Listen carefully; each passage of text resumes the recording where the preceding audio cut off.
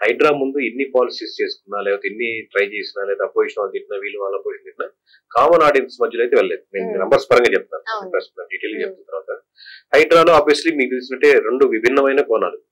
ఒకటి ఓవరాల్ ప్రజలు హర్షిస్తున్నారు, దూరంగా ఇట్లా ఉండాలి. ఎందుకంటే మనకి ఇప్పుడు మీరు ఒక బిజీ మెయిన్ రోడ్ లో షాప్స్ ఎక్స్టెండ్ చేశారు అనుకోండి, షాప్ వాళ్ళు బాధపడతారు.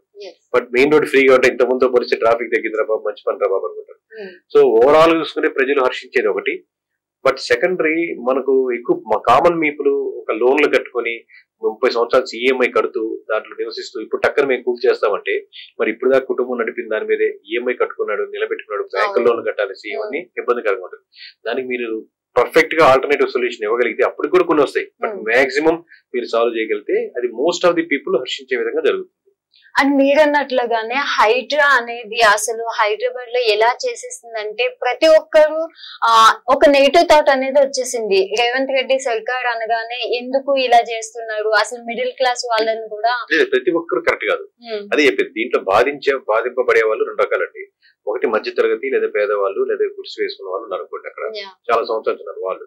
లేదు పెద్ద హ్యూజ్ కన్స్ట్రక్షన్స్ లేదా హాస్పిటల్స్ లేకపోతే స్కూల్స్ లేకపోతే ఇండస్ట్రీస్ ఏదో పెట్టినారు అనుకోండి, వాళ్ళు వీళ్ళు కూడా బాధపడతారు. ఎందుకంటే వాళ్ళు కూడా కోట్లు. ఇప్పుడు మీరు మనకి ఏంటంటే సహజంగా డబ్బు ఉన్న వాళ్ళ పట్ల కొంచెం ఈర్ష, కొంచెం కోపం సహజంగా వాళ్ళేంటి అనేది ఒక చిన్న ఎవరికైనా ఒక లేయర్ ఉంటుంది.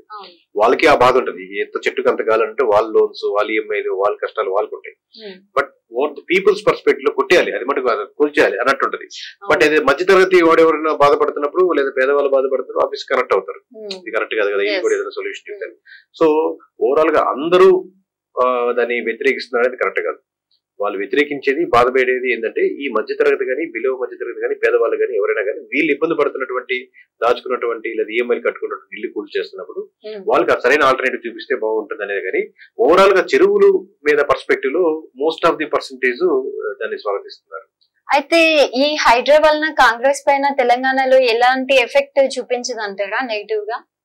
నేను అదే చెప్తున్నాను, ఎలాంటి నెగిటివ్ ఎఫెక్ట్ ఉండదు అన్నట్టు. నెగిటివ్ ఎఫెక్ట్ ఉంది, బట్ అది మీరు బ్యాక్ సైడ్ వచ్చి టాప్ వ్యూలో ఈగల్ వ్యూలో చూసారంటే హర్షించే వాళ్ళ పర్సెంటేజ్ ఎక్కువ ఉంటుంది. నిజంగా మీరు ఇది కూల్చేది, మీరు కట్టేది ఏంటి, కూల్చేదని కట్టేదని డెవలప్మెంట్ ఏం చేస్తున్నారు, ఫర్దర్ గా బెనిఫిట్స్ ఏం పొందిస్తున్నారు, అట్లాంటివి.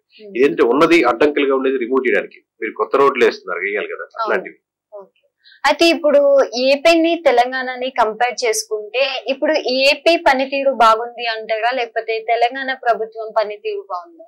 అంటే రెండు మనకు ఒక కామన్ తెలుగు లాంగ్వేజ్ ఉంది కాబట్టి రెండు కంపేర్ చేసేది రెడీ కాదండి. ఇది ఆల్రెడీ బండి రన్ అవుతున్నటువంటి బండి, దాన్ని స్లో చేయాలా, గేర్ మార్చాలా, పెంచాలనేది అది ఒక 10 సంవత్సరాలుగా బాగా బలంగా స్టార్ట్ చేద్దామని కొడుతూనే ఉన్నాం. ఇంకా ఆ ఫార్మాట్ లోకి సర్కుల్ రాలేదని పోయినసారి టీడీపీ ఓడించి వైఎస్ఆర్సీపీకి ఇచ్చారు, మళ్ళీ వైఎస్ఆర్సీపీ నుంచి ఓడించి టీడీపీకి ఇచ్చారు.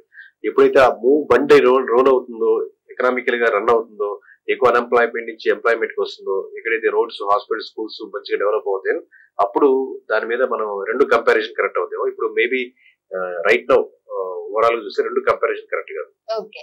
అండ్ తెలంగాణలో చూసుకుంటే రేవంత్ రెడ్డి పనితీరు ఎట్లా ఉంది అనిపిస్తుంది మీకు?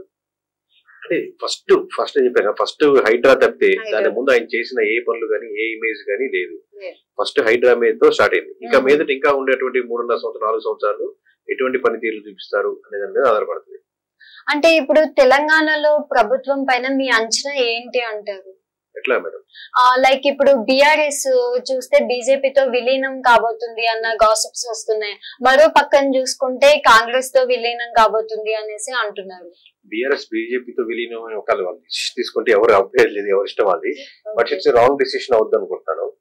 బికాస్ వన్ ఫ్యాక్టర్ ఏంటంటే నేను నంబర్స్ పరంగా చెప్తున్నాను, పీపుల్స్ కూడా ఇంకా still they are people strongly believe that KCR comparatively better అనుకునే వాళ్ళు ఉంటారు. బట్ మీరు ఓవరాల్ పాలిటికల్ గా చూసుకుంటే మీకు ఆంధ్రప్రదేశ్ లో టీడీపీ ఉంది, వైఎస్ఆర్సీపీ ఉంది, జనసేన ఉంది. ఇవన్నీ స్టేట్ కి సంబంధించిన పార్టీలు, సెంట్రల్ పార్టీస్ కాదు. ఏం సెంట్రల్ పార్టీలు ఓన్లీ ఆంధ్రప్రదేశ్ వరకే వాటి యొక్క పనితీరు కానీ వ్యవస్థ కానీ. మీకు తెలంగాణకు వస్తే ఇంకో స్టేట్ పార్టీ ఏంటి, లోకల్ పార్టీ ఏమున్నాయి, కాంగ్రెస్ కానీ బీజేపీ కానీ సెంట్రల్ పార్టీ. సో ఆబ్వియస్లీ రేపు ఈ రోజు కాబట్టి రేపు మనుగుడు ఉంటుంది. మీ కేసీఆర్ కాబట్టి కేటీఆర్ కానీ ఎవరైనా వాళ్ళు ముందు తీసుకెళ్ళితే వాళ్ళకి అప్పుడు ఆ మనుగుడు ఉంటుంది. బట్ అంత స్ట్రాంగ్ గా వాళ్ళు బిలీవ్ చేయాలి వాళ్ళ మీద, ఈ రోజు కాబట్టి రేపైనా ఉంటుంది కదా అని.